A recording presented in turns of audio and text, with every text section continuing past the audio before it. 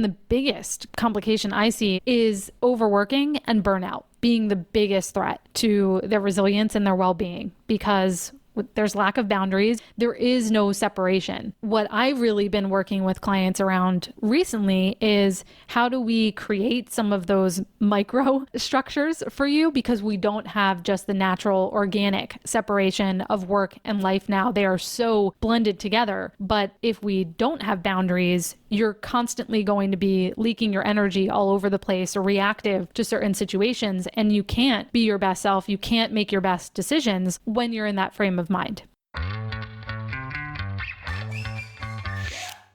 As business owners, how we personally react to change has a lot to do with how our businesses react to change. If we tend to roll with the punches and have strong personal resilience skills, our businesses probably will too. I'm Susan Bowles, and you're listening to Break the Ceiling, the show where we break down unconventional strategies you can use to save time, boost your profit, and increase your operational capacity. As founders and business owners, we tend to build businesses that reflect us. Our strengths become the strengths of the business. Our weaknesses become the weaknesses of the business, because we're the ones building it. So investing in developing skills to strengthen how we personally deal with change can have a big impact on how we approach leading our businesses through change. And if you listen to the last episode with Alicia Abate, you know that the ability to be resilient and flexible in the face of change is a skill and a mindset that you can work on. You can't control the change, but you can control how you react to it. Meet Melody Wilding. She is a former therapist turned leadership and executive coach for smart, sensitive, high achievers who are tired of getting in their own way. Melody is a licensed social worker and a former researcher at Rutgers University. She is also a professor of human behavior at Hunter College, and she has a group coaching program all about building resilience. Melody is all about using systems and structures to help minimize stress, build resilience, and manage change. And today we'll talk about some of those techniques and systems you can use to help you personally build up those resiliency muscles and lead your team through change. Hey, Melody, thanks for being on the show. Thank you so much for having me. It's a pleasure to be here. So you work with what you call sensitive strivers. Can you tell me a little bit about what that is, who those folks are? So sensitive strivers are high achievers. They're driven. They put a lot of pressure on themselves to succeed, but they are also highly sensitive in that they are people who think and feel everything more deeply. And biologically speaking, this is about 15 to 20% of people who have a genetic trait difference that actually leads them to have a more highly attuned nervous system. So they're actually picking up on more information, more things that are happening both around them in their environment, but also within them, their own thoughts and emotions. So these type of people, they're deeply caring. They give their 110% to everything that they do, especially their work, all with an inner world on overdrive. And so while these qualities, it's just like any personality trait, these qualities lead them to rise really quickly in their careers or their businesses because they are very driven, conscientious, thoughtful, caring. But on the flip side, these qualities do have shadow sides. So sensitive strivers tend to disproportionately struggle with things like self-doubt, imposter syndrome, perfectionism, people-pleasing, because they are so attuned to their own emotions and those of the people around them. I feel that. Yes.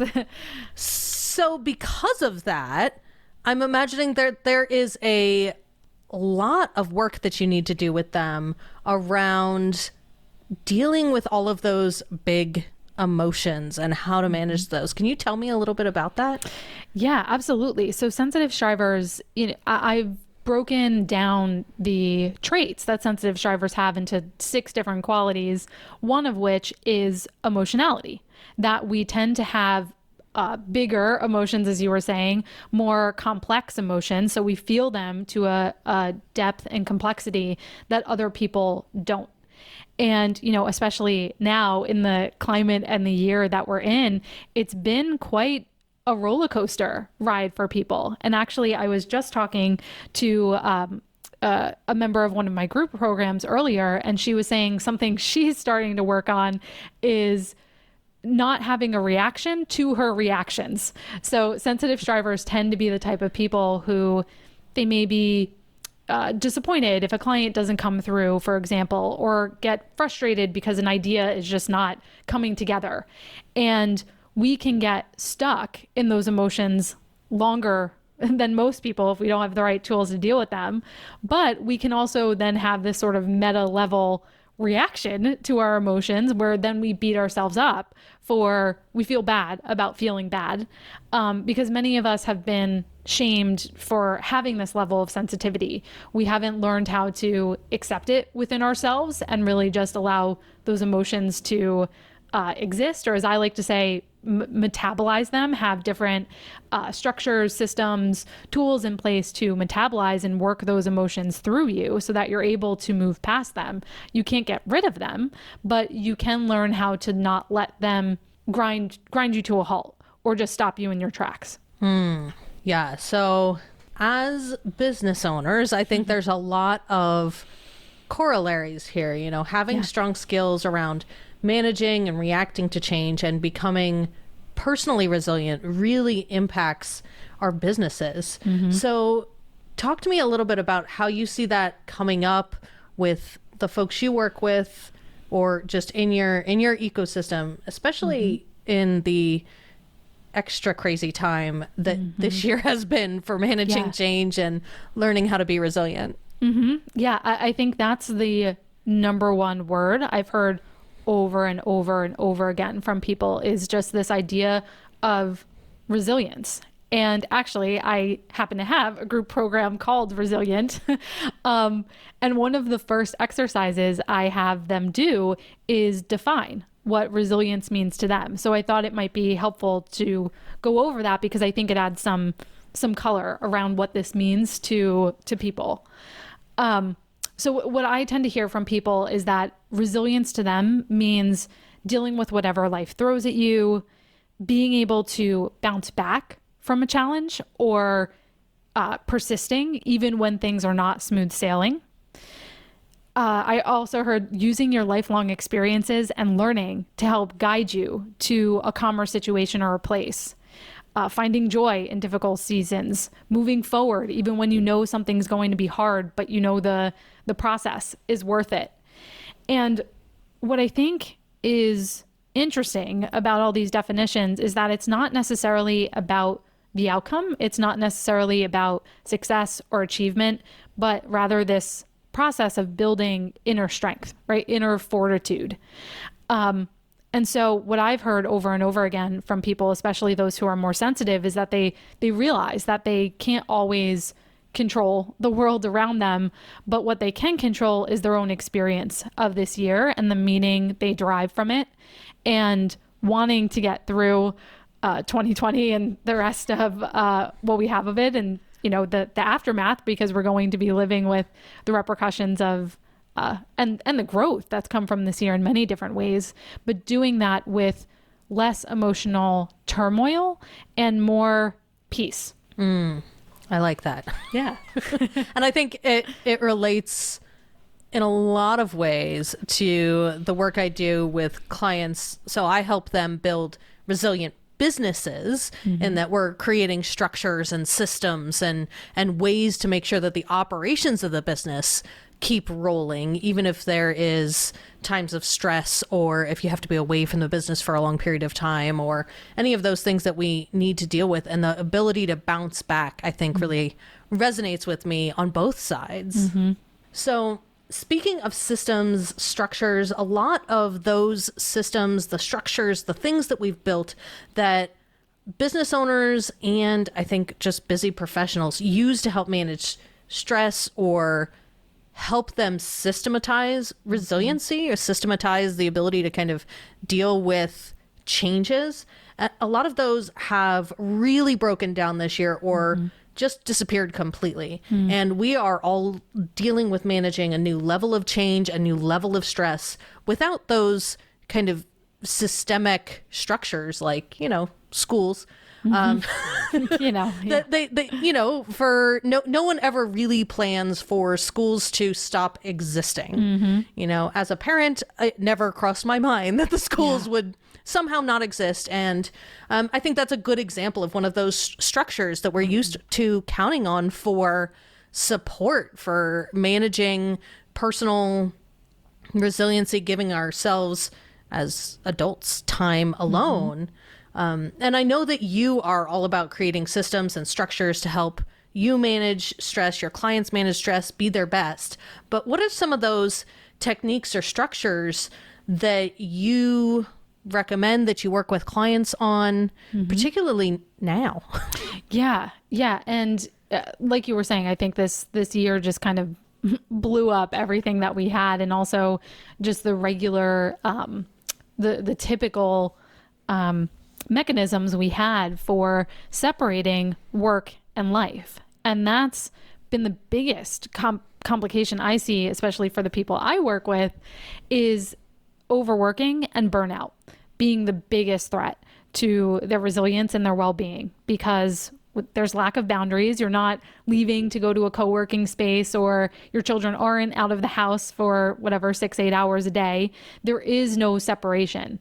And for business owners who are already put so much of their identity into their business, it has just been compounded, 100-fold.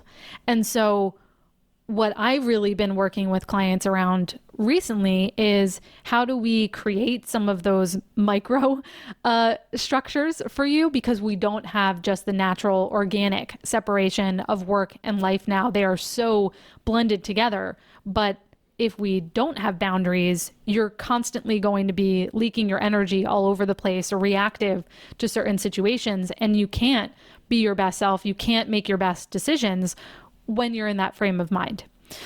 So something that I can provide, a few examples of what I've seen help some of my clients. So one is creating more structure to the week wherever possible. So some of my clients have done this by creating A and B weeks. So they may have an A week where that is all that's all client service, where they're working on a certain project, or they have sessions, whatever it may be.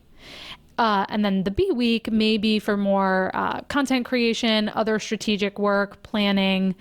But that sort of separation helps keep them in one mode and then another mode, so they're not constantly switching back and forth, because every time you're doing that, there's an energy loss there. And for sensitive folks like us who run on that, and who are so much more who are already putting out so much of our energy to other people, we can't afford to keep task switching like that.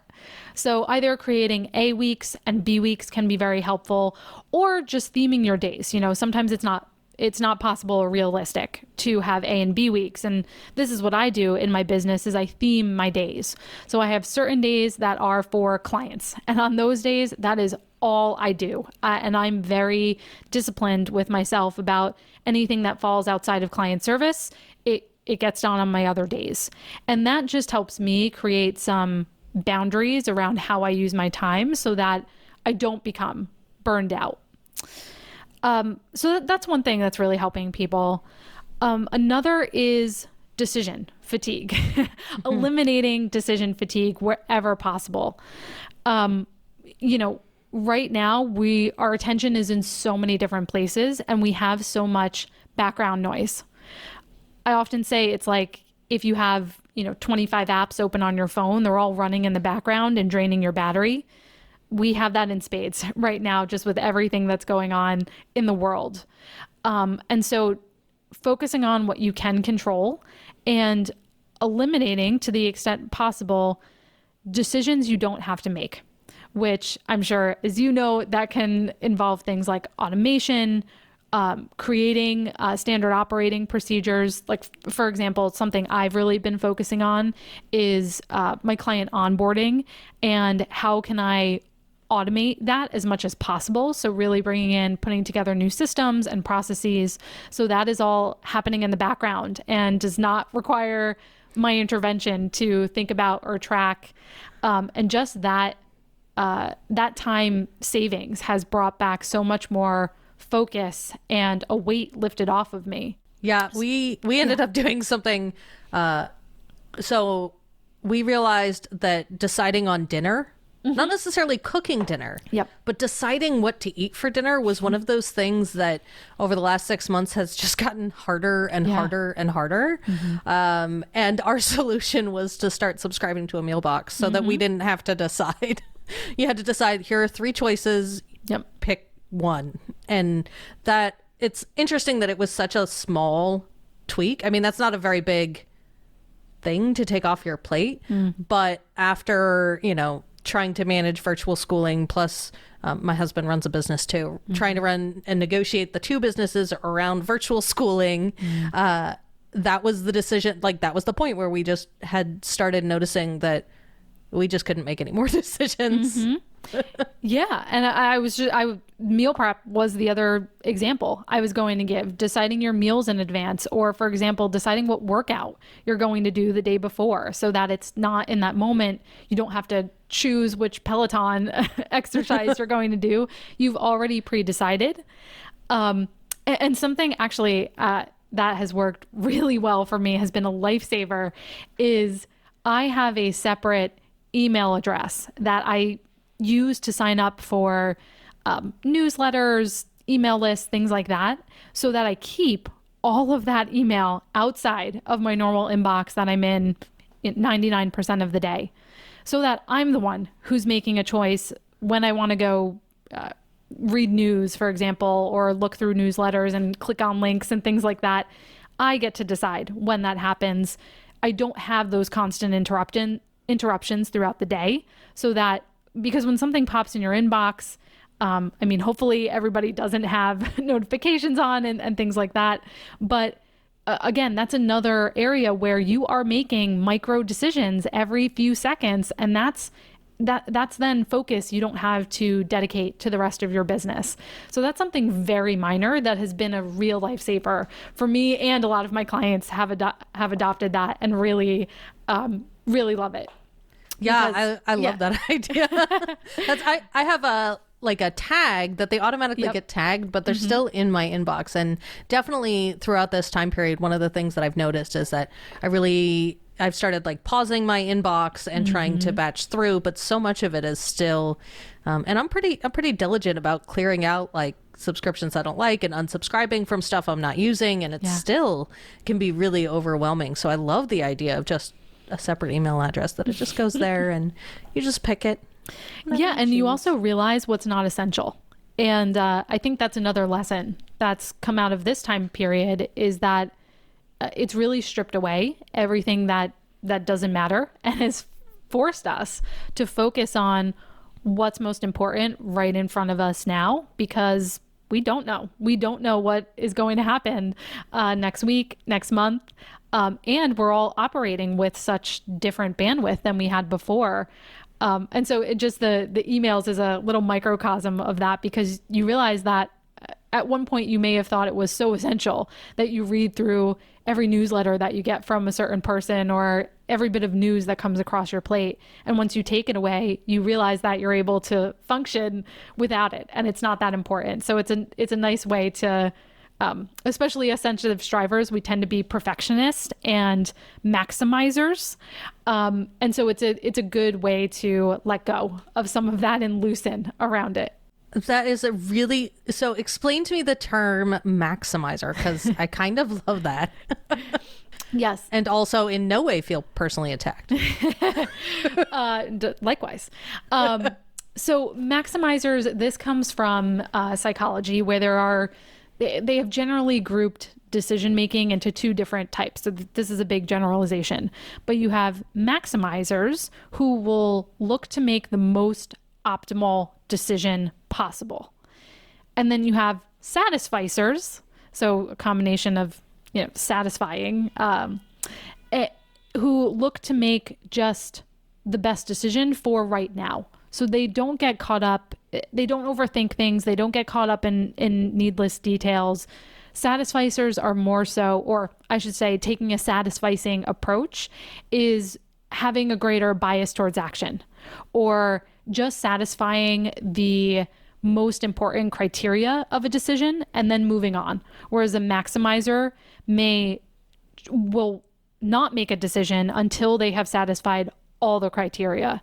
So, to bring it to a business context, it's kind of like if you're choosing a software, you will not make a choice about the software until it has every single bell and whistle and feature that you required, versus satisfying, well, you'll take 70% of the features and figure out the rest, but keep moving forward.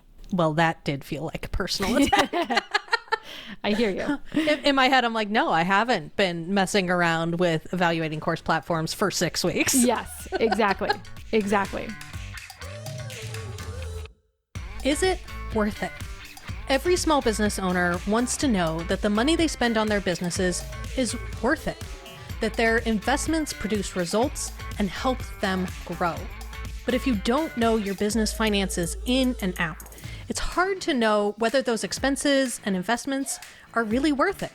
Plenty of business owners, even the successful ones, feel like they're shooting in the dark when it comes to how they spend, save, and invest their money. Like you, they wonder if the ads they're buying, the software they're investing in, or the people they're paying are really paying off. And that's stressful. Feeling unsure about how you're spending or investing your money might be common, but it sure isn't fun. I want something different for you. I want you to feel confident that every decision you make is guided by your financial intel. I want you to be able to decide what actions to take to grow your business from a place of confidence and purpose, not panic, so that you can feel masterful at managing your money instead of inept or just plain scared. I want you to know exactly what's working so you can go all in and make your money make more money. This is what I do for business owners when I step in as their chief financial officer on demand. I help them parse the numbers, look for opportunities, and invest where it counts. We get clear on where they're getting in their own way and where the math just doesn't add up. And now I want to teach you to do the same for your own business, because trust me, you can. Join me for Think Like a CFO. It's a 4-month accelerator, online workshop, and small group coaching program where I'll work alongside you so you can start thinking like a CFO and know that every penny you spend on your business is worth it. You'll dig into your relationship to money, put your financial data at your fingertips, and build systems of cash flow, taxes, and budgeting. I'll help you integrate your financial knowledge into your operational systems and technology so that your whole business works better. And by the end, you'll feel wildly capable with your money. Think Like a CFO is starting soon, so go to scalespark.co/CFO to get all the information and sign up. I can't wait to work with you. So, a lot of our listeners and business owners, and I know a lot of the people you work with, they manage teams, they're leaders in their organization. So what are some of the ways that business owners can help their team members build resilience and support them in managing change, minimizing stress? What are some tools that we can use to help out our team? Well, first of all, let me say that the fact that you're asking this, the fact that the listeners are asking themselves this, says so much about their thoughtfulness and their character as leaders, because there are many business owners and leaders who this does not cross their mind. So the fact that you're even asking this puts you head and shoulders above the rest of people, and I hope eliminates some of that imposter syndrome that I think a lot of us feel of, am I a good leader? Am I really a great business owner? Am I qualified to do this? The fact that you care that much, it speaks for itself. So that's first. But I think the biggest, and it probably seems very simple, is to ask, is to have conversations, because every team and every culture even if your business is only, yourself and a VA, you still have a culture, is different. And so what I've encountered among clients, it really spans the gamut. I've had some people who their teams are really wanting, they're craving more connection. And when they've asked, things have come up where the team wants certain skill training or troubleshooting on certain areas. So those clients have organized kind of like mini masterminds where they'll bring together a few people on their team or bring in someone to come talk about a certain topic. I've had other people say, it would be really helpful if work and life sort of blended. So I've had some people bring in, offer fitness classes. For example, the team will do like a yoga class in the morning together. Or I had one client where his team would do a reading time with kids. So someone would bring a storybook and read over Zoom to the kids. So it was a nice way to give the kids something to do. It was a bonding time with the team and family. Yeah, I really love that. Yeah, it was a lot of fun. And then I've had others where their team has said, you know what, we are so zoomed out. Please, no more meetings. And so they've created no meeting days where Fridays are just, they have a blanket policy now where no meetings, you can do heads down work. That's for you. So I think it's mostly important to understand what your people want and need. Yeah, I love the aspect of personalizing it and understanding that every member of your team is also unique.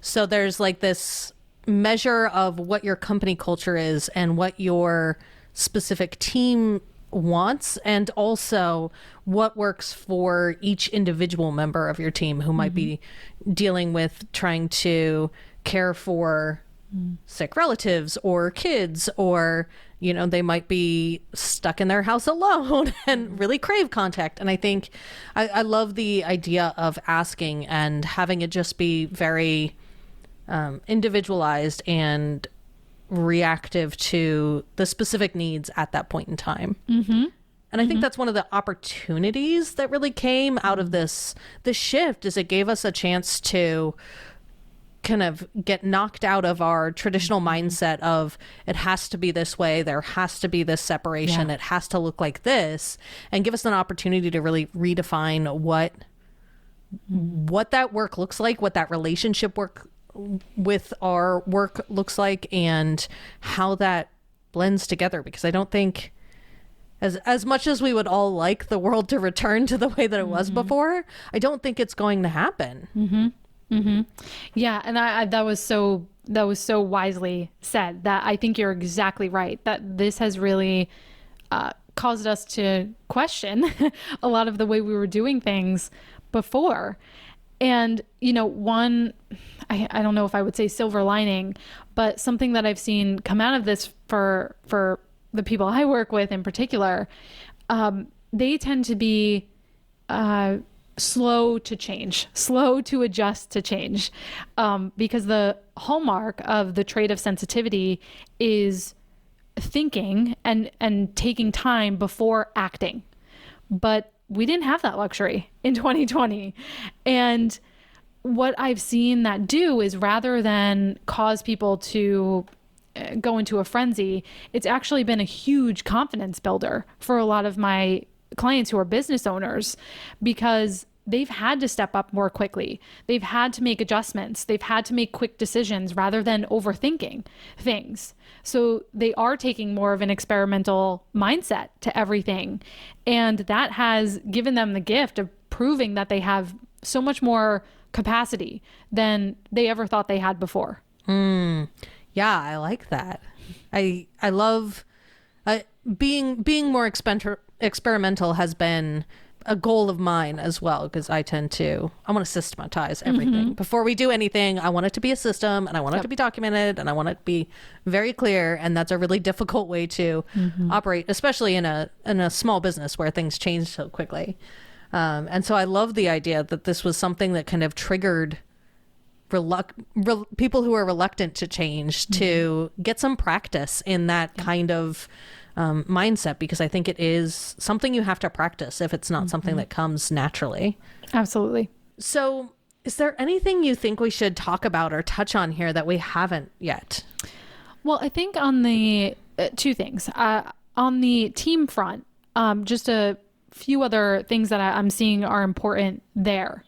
One is being much more explicit in how you offer praise and having a way to celebrate with people.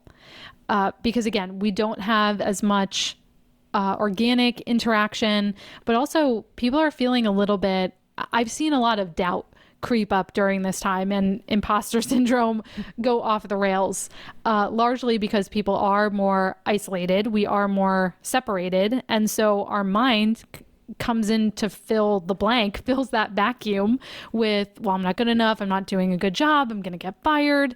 And so making sure that you're praising your team, that you take opportunities to celebrate, like, for example, just having a Slack channel or thread where you're putting in wins or you're acknowledging people for great work they've done to go above and beyond on something, that can make a huge difference to morale, people's commitment, and your own mood. So that's one thing I would add there, as well as not everything has to be a meeting. And I think the tendency now is, okay, let's have a meeting to talk through this or that. And so I would say now more than ever, rely on the tools we have, like Loom. Loom is my best friend. And I use it all the time now to do short screencasts for my team. And so that we have something documented. I can walk them through something or give them feedback on a deliverable without having to call a meeting for it. And that's a lifesaver for everyone because, right now, I would assume most people are not butt in chair for 8 hours a day. They're kind of sneaking things in. So just being empathetic to what other people have going on and the Zoom fatigue that's happening. I love that. I have a violent hatred is probably an understatement of meetings, because, my background is military and higher ed, where we have meetings about meetings to prepare for meetings. Yep. And so my default now is always, is there a way I can do this without a meeting? And yes, so I love that. Yeah. And I think that's an excellent place to wrap up. So where can our listeners find you if they want to connect with you or learn more about what you do? Yeah, so you can find me at melodywilding.com. And I have a free guide there. It's called the 5-Minute Inner Critic Makeover that you can grab. Really walks you through some techniques for overcoming imposter syndrome, overthinking, some of those mindset blocks that might be getting in your own way. Awesome. Thank you so much for being here. Thank you so much for having me. It was really a blast. Being kind to yourself and empathetic to your team is a huge part of effectively managing a rapidly changing environment. And during periods of intense change, your bandwidth is probably a lot smaller than it was before. I know mine is. So finding systems and structures that work for you, that can help you minimize that mental load, even something as simple as filing your newsletters into a separate email address so you don't have to review them as they come in, it can lighten the load. But find the systems that work for you so you can take care of yourself and help lead your business and your team. Next week, we're talking about how and why you need a contingency plan for your business. Being prepared has so much to do with being resilient. So hit subscribe in your favorite podcast player so you don't miss it. Break the Ceiling is produced by Yellow House Media. Our executive producer is Sean McMullen. Production coordinator is Lou Blazer. This episode was edited by Marty Seafeld with production assistance by Kristen Runbeck.